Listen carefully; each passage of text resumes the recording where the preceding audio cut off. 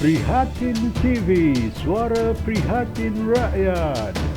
3 sedotan berita Malaysia Today untuk sepasang kembar Siam tersohor Malaysia. 1. Zaid arahkan ahli parlimen tanda tangan akuan bersumpah berikrar untuk keluar dari Kerajaan Perikatan Nasional. 2. Zaid lakukan harakiri dengan berdusta kepada Yang di-Pertuan Agong. 3. Berita hangat, 35 ahli parlimen UMNO tolak rancangan Zaid untuk mereka tinggalkan kerajaan. Kepimpinan UMNO telah memanggil 10 dari pembuat undang-undang mereka untuk menandatangani akuan bersumpah menarik sokongan dari Kerajaan Perikatan Nasional (PN) menurut sumber-sumber.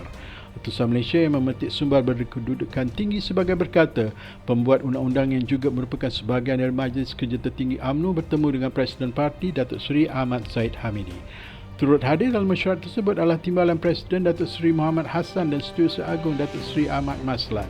Tuan Presiden dan Timbalan bercadang menyerahkan usul kepada MKT untuk UMNO menarik sokongan dari kerajaan dalam masa terdekat ini. Sebabnya, inilah masanya untuk UMNO mengetuai walaupun ramai berpendapat ini bukan masa yang sesuai menurut kata sumber kepada Utusan Malaysia. Pada sebelah tengah hari pula, Menteri di Jabatan Perdana Menteri bagi Undang-Undang dan Parlimen Datuk Seri Taqiyuddin Hassan berkata Kabinet akan bermesyuarat minggu depan untuk menetapkan tarikh pembukaan Parlimen sebelum 1 Ogos ini. Utusan juga dilaporkan oleh satu sumber sebagai berkata, pemimpin tertinggi parti berhasrat memanggil ahli majlis tertinggi secara berarsingan kerana kesuntukan masa untuk menganjurkan mesyuarat MT buat masa ini.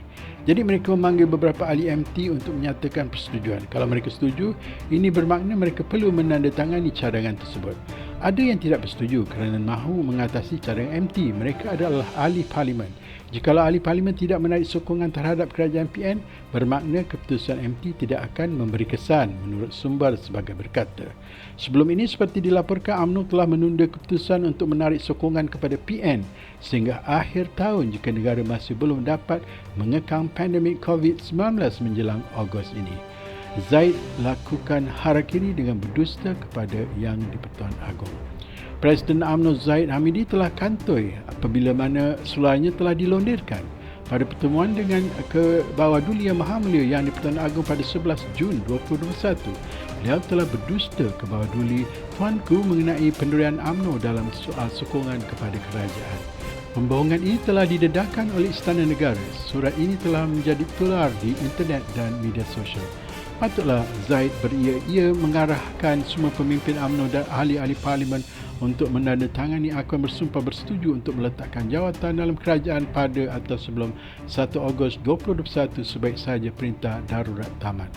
Ada yang sudah tanda tangan walaupun keberatan berbuat demikian, manakala yang enggan tanda tangan pula mengelak mesyuarat dengan Zaid.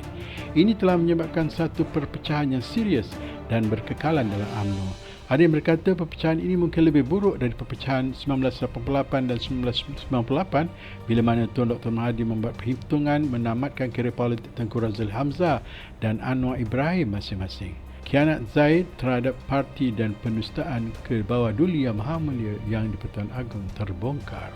Dokumen ini ialah hak milik Kerajaan Malaysia. Butir-butir verbatim majlis menghadap ke Bawah-Duli Yang Mahamulia Seri Paduka Baginda Yang di-Pertuan Agong dengan Yang Berhormat Datuk Seri Dr. Ahmad Zahid bin Hamidi UMNO. Majlis menghadap pada 11 Jun 2021. Kedua, Tuanku, UMNO menarik sokongan terhadap Kerajaan Perikatan Nasional pimpinan Yang Amat Berhormat Perdana Menteri Tan Sri Muhyiddin. Ini bukan sahaja keputusan pada Perhimpunan Agong tetapi Majlis Tertinggi yang patut pengerusikan pada 25 April yang lalu. Patut jelaskan sedikit Tuanku, dalam perkara kedua ini, Majlis Tertinggi memutuskan bahawa tarikh akhir untuk UMNO tarik diri daripada Perikatan Nasional ini adalah pada 1 Ogos. Sama ada darurat diteruskan ataupun ditamatkan sebelum itu, tetapi itu adalah tarikh akhir. Semua menteri berjanji dan berikrar letak jawatan daripada kerajaan. Timbalan Menteri, pengurusi JLC dan semua ahli-ahli parlimen UMNO menarik balik sokongan.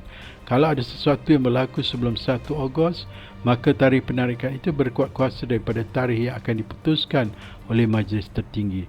Bermakna could be earlier than 1 August.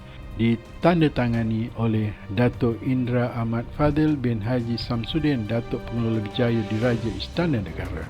Mereka kata seseorang yang lemas itu akan timbul 3 kali ke permukaan sebelum terus tenggelam ke dasar. Mereka juga kata 3 kali bernasib baik atau 3 strike dan anda akan terkeluar. Yang mana satu untuk UMNO? Bolehkah mereka selamat dari 3 pergelutan dalaman tanpa sebarang kesan? PKR memerlukan UMNO atau sebenarnya Anwar perlukan Zahid untuk menjatuhkan Perdana Menteri Muhyiddin Yassin sebaik perintah darurat tamat pada 1 Ogos 2021 yang mana datang dahulu. Anwar dan Zahid adalah ibarat kembar siam yang bercantum di pinggang. Jika seorang mati, seorang lagi akan mati juga.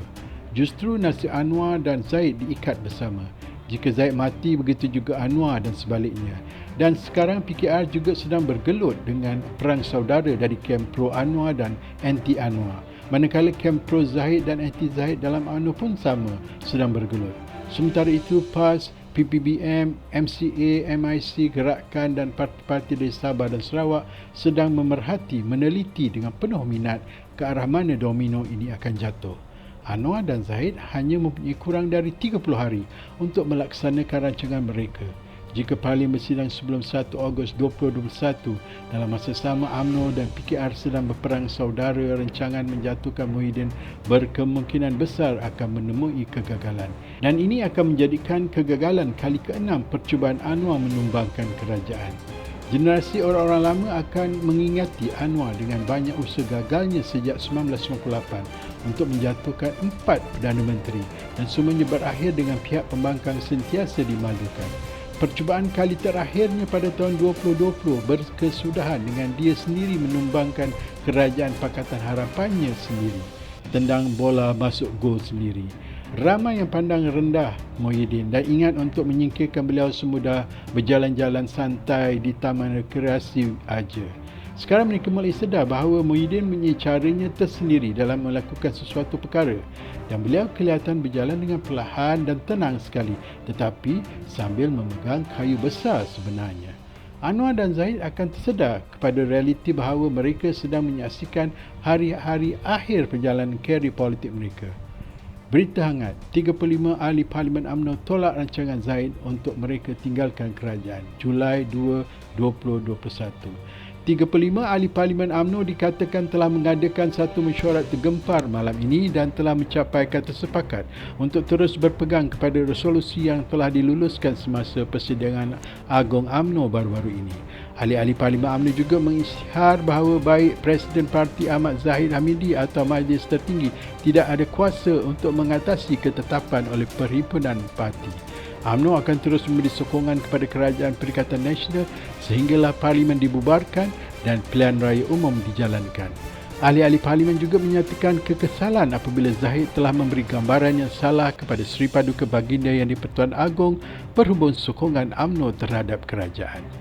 Berita ini dipetik dari Malaysia Today dan PTV berpendapat pihak pembangkang akan menggunakan taktik seperti di Dewan Undangan Negeri Perak apabila UMNO dan DAP berjaya menjatuhkan PEJA melalui undi percaya kerana setelah episod ini, undi tidak percaya tidak akan membuahkan hasil disebabkan tembelang Zahid telah terbongkar semelaya dan tiada siapa akan bangun untuk usul undi tidak percaya melainkan Pakatan Harapan sahaja.